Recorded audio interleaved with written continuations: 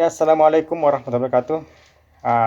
In this good occasion, I would like to present about behaviorism and teaching English as foreign language or TFL. Uh, in this presentation, there are four parts. The first one is introduction to elaborate on what is behaviorism theory, what the definition of behaviorism, and the second one is there's some key figures in the development of behaviorism, and the third one is the application of behaviorism in language learning, and the last one is the conclusion. All right, let's move to the first one. What is behaviorism? The theory of behaviorism concentrates on the study of overt behaviors that can be observed and measured. So, behaviorism is a theory that human psychology or animal psychology can be objectively studied as through observable behaviors or observable actions rather than thought or feelings that cannot be observed. So, uh, behaviorism believes that learning is nothing more than the acquisition of new behavior. Right. Let's move to the next one is some key figures in the development of behaviorism theory. There are four key figures in the development of behaviorism theory. The first one is Ivan Pavlov, John Watson, Edward Thorndike, and the last one is B.F. Skinner. Right. Let's move to the first one, Ivan Pavlov. Ivan Pavlov conducted a series of experiments by training a dog to salivate when hearing a tuning fork. Then, his experiment known as a classical conditioning. Right. Here, the classical conditioning, there are three steps. The first one is before conditioning. Before conditioning, right? There are food. The food is a conditional stimulus, right? The unconditional response, the salivation is natural salivation when dog see or smell a food, right? And the natural stimulus, there is the tuning fork, the sound of tuning fork. When we give when a dog hear a tuning fork, the sound of tuning fork, the response of a dog, there is no conditioning, right? There is no salivation. Yeah. All right. During conditioning, the when a dog hearing a tuning fork and then giving a food, so the response of a dog, there is a salivation because it's natural, right? Because there is a food. So when a dog see a food or a smell of food, there is the response of the dog. There is a salivation. So and then after conditioning, when a dog hearing the sound of tuning fork, he still salivate even though there is no food, because the previous stimulus or have a power to elicit the response, because in the during condition when a dog hearing a tuning fork and giving a food, there is a salivation, and then repeat again, so the response, and then uh, the dog will salivate when hearing a tuning fork even though there is no food there. All right. The second one is John Watson. John Watson is the founder of behaviorism. He adopted Pavlov's classical conditioning to explain all types of learning. So, John Watson believes that by the process of conditioning, we can build a set of stimulus-response connection.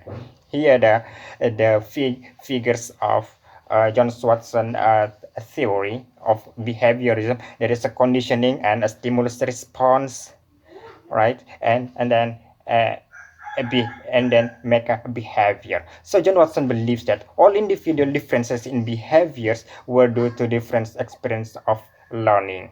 All right, let's move to the third one, Edward Thorndike.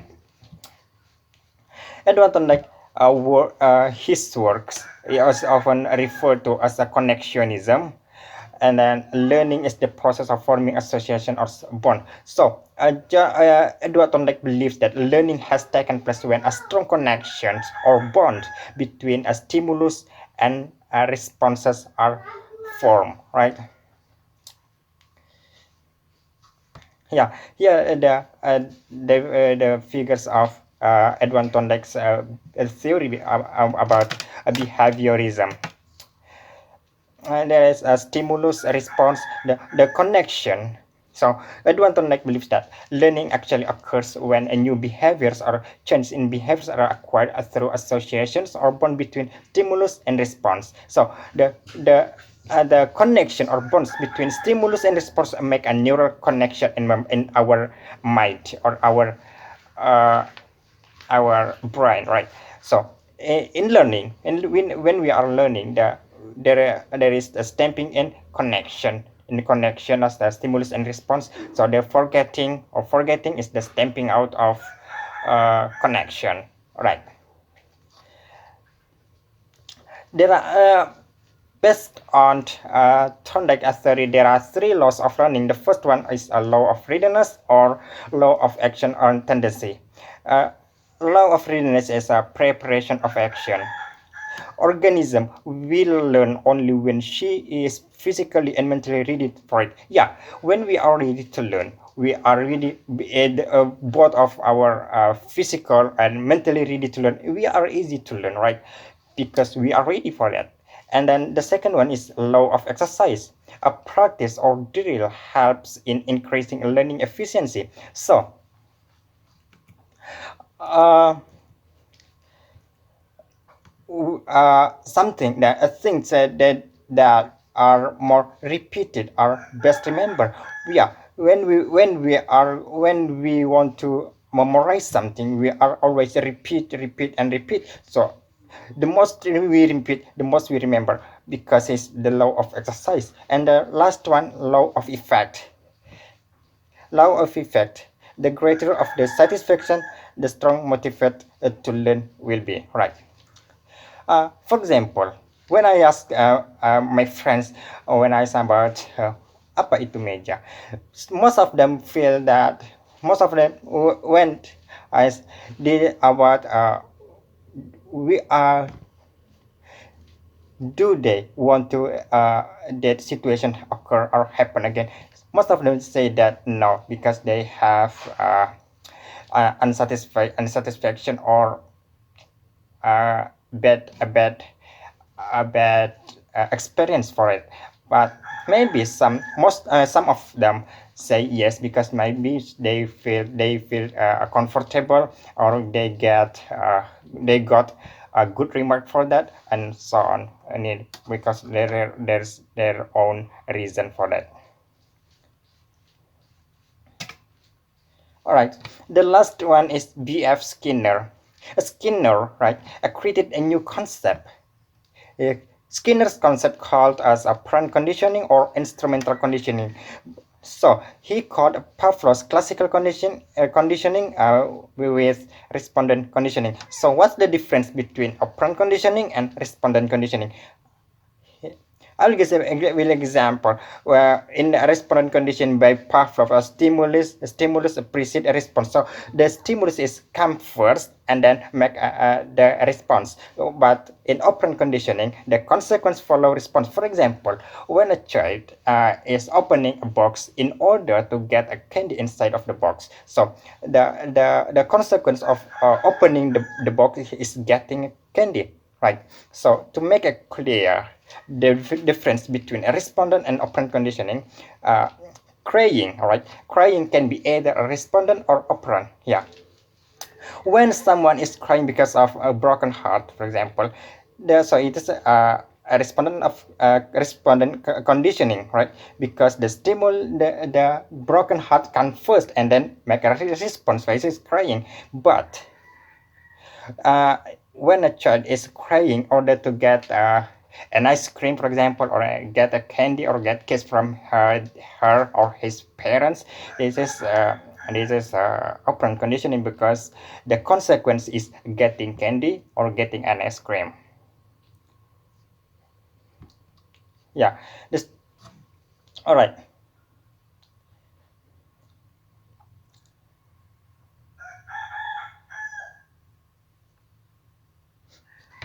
Yeah, in learning process according to behaviorism. There is a stimulus, and stimulus is what is talk or language input for that, and then our organism or human being.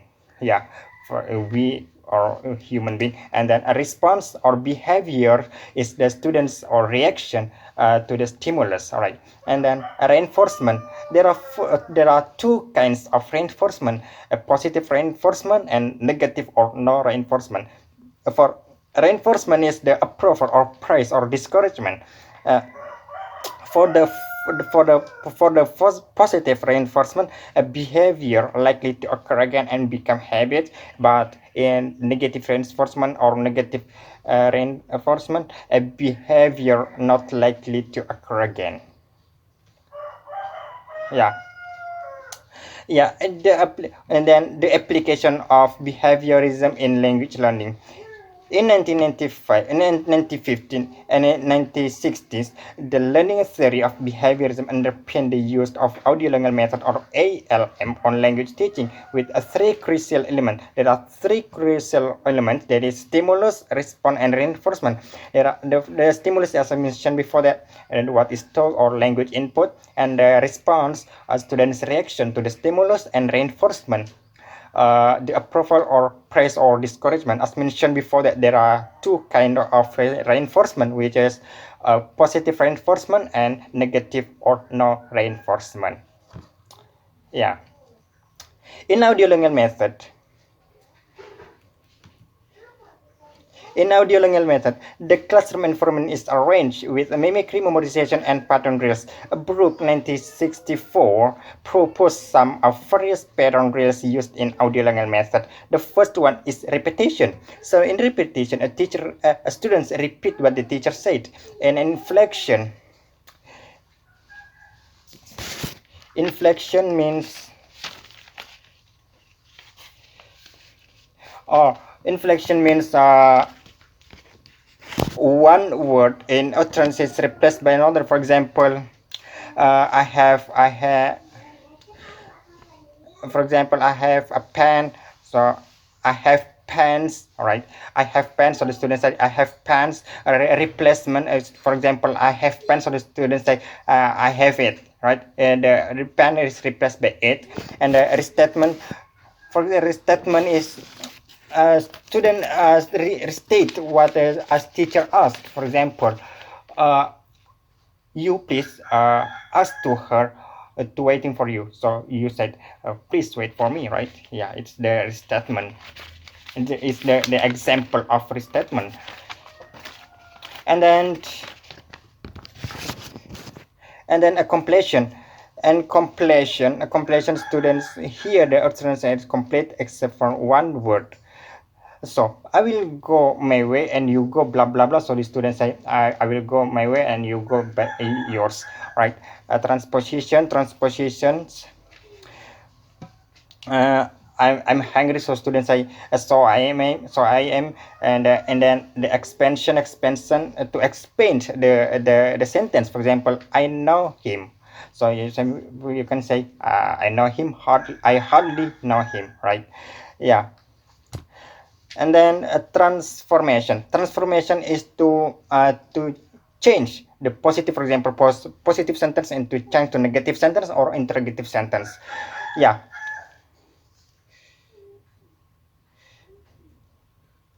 And then a contraction is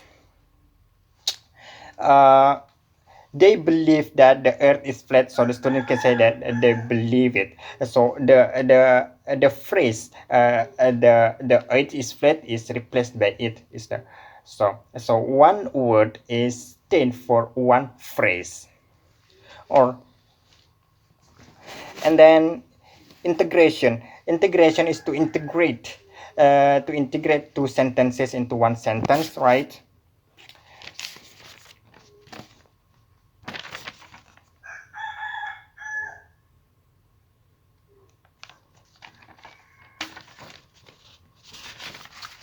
And then a rejoinder. A rejoinder is, for example, a thank you. You can say you are welcome is a rejoinder, what's your name? You say, my name is Adi, for example. Yeah. Restoration. Restoration is like to make a sentence by use word. For example, there are three words: students, white, bus. So the student will make a sentence by using those three words. Students are waiting for the bus, right? Yeah, there's a restoration to make a sentence by using the word provided words. Yeah. So in audiolingual method, lexeme error is to be avoided and its influence overcome, but its presence is to be expected. Therefore, in teaching and learning process, teachers have to provide the correct language model by using different types of pattern drills. As mentioned before, that there are 12 pattern drills that can be used by teacher uh, in order to make students to avoid the mistakes, right? So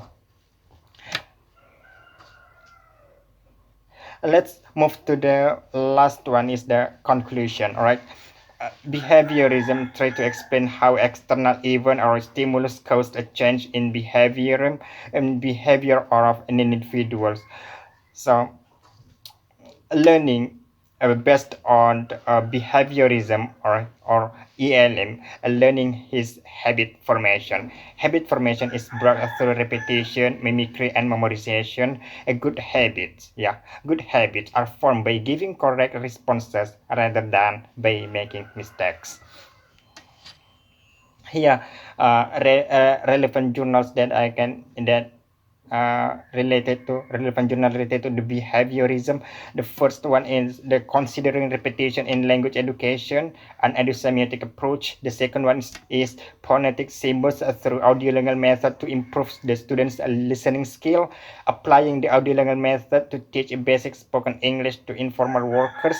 The fourth one, audiolingual method and behaviorism, from misunderstanding to myth. And the last one is a second, a language learning as habit formation from a Hegelian perspective. Here are the references I used.